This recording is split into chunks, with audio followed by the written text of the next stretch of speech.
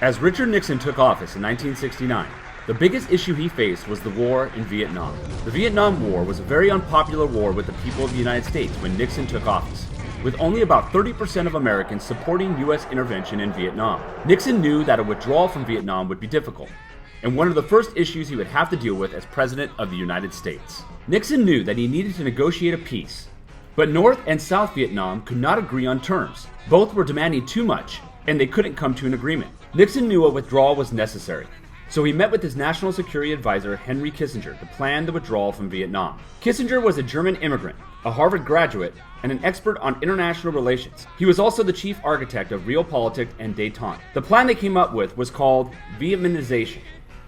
Vietnamization would be a gradual withdrawal of U.S. troops, allowing South Vietnam to take a larger role in the conflict. By August of 1969, over 25,000 troops had returned home, and over the next 3 years, only 25,000 troops remained in Vietnam. To put that into perspective, at the peak of the conflict, the United States had over 500,000 troops in Vietnam. One of Nixon's goals with Vietnamization was what he called peace with honor.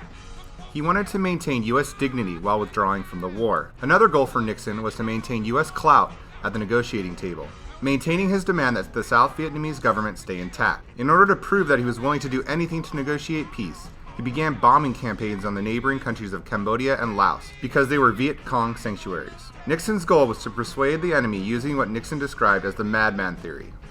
He wanted them to believe he would do anything to end the war. This method of negotiating a peace was far from the peace with honor that Nixon described. He had extended the war into neighboring innocent countries, and the United States people were ashamed of the actions of the United States government. Public opinion for the war and Nixon's actions with Vietnamization were continuing to drop, so Nixon called on the voice of the silent majority to support the president. Although a lot of Americans supported the president, the war still divided the nation. There were a few events that caught the attention of Americans and proved the horrors of the war. The first was the My Lai massacre.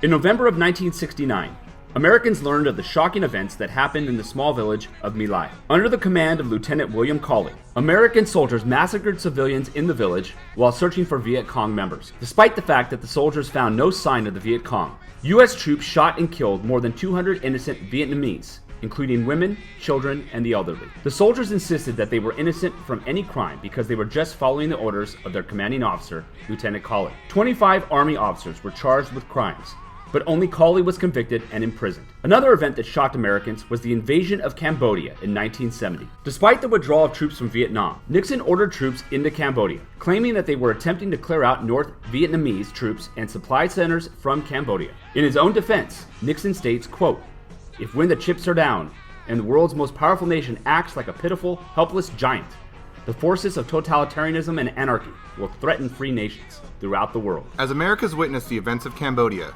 college campuses all around the nation burst into protest. More than 1.5 million students closed down over 1,200 college campuses. These protests led to a disaster at Kent State University in Ohio. On May 4, 1970, a massive student protest broke out around the ROTC building, which was eventually burned down by these protesters. The mayor called in the National Guard, and during these protests, one of the guards fired into the crowd of protesters who were throwing rocks at them. Sounds familiar, right? The gunfire wounded 9 and killed 4.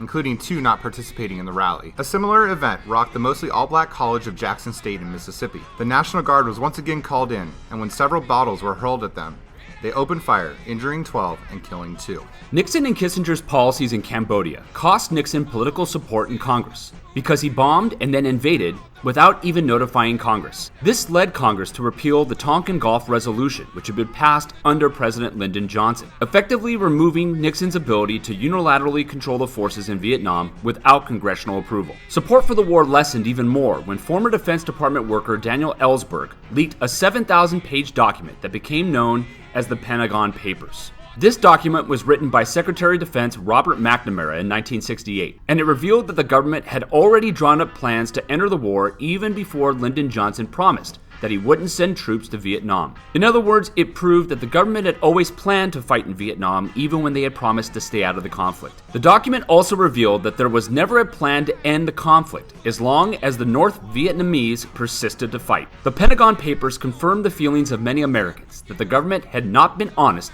about its war intentions. And it led to a massive breakdown in trust between the Nixon administration and the American public. By 1972, the war had become a stalemate, and 60% of Americans believed that the United States should completely withdraw from the war. So on October 26 of 1972, after meeting with North Vietnamese officials, Henry Kissinger announced to the American people that peace is at hand.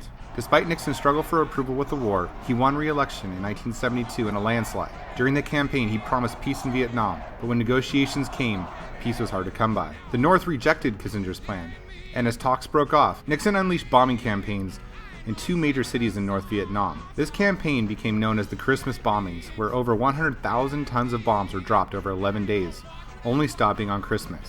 Then, on January 27, 1973, the warring parties signed the agreement on ending the war and restoring peace in Vietnam. We today have concluded an agreement to end the war and bring peace with honor in Vietnam and in Southeast Asia. The peace allowed North Vietnamese troops to stay in the South, but Nixon promised to respond with full force to any violation of the peace agreement. But most importantly for Americans, the war had ended. The Vietnam War placed a heavy toll on all the countries that participated. 58,000 Americans were killed, and 303 were wounded. In addition, the war left Southeast Asia unstable, leading to another war in Cambodia. In America, a divided nation had to come to grips with an unsuccessful war in which many of its citizens lost their lives for a cause most didn't understand. This conflict left many in America with a cynical attitude towards their government. For the first time following a war, veterans returning home were not treated as heroes, but met with hostility from a bitter America. Many of the veterans returning home did not want to enter the war in the first place, but they were still vilified for the actions that their government forced them into. 15% of the 3.3 million soldiers in the war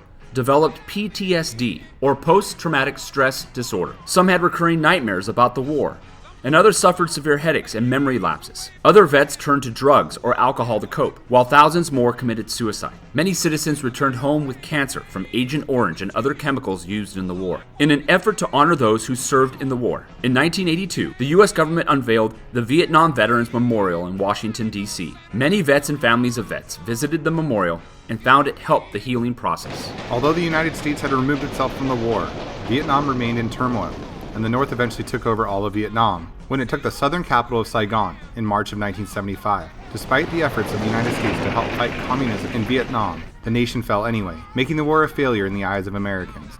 The war did, however, result in some changes in the United States government. First, due to the anti-war and anti-draft sentiments of its citizens, the United States abolishes the draft. Additionally, in an attempt to limit the president's war-making powers, Congress passed the War Powers Act.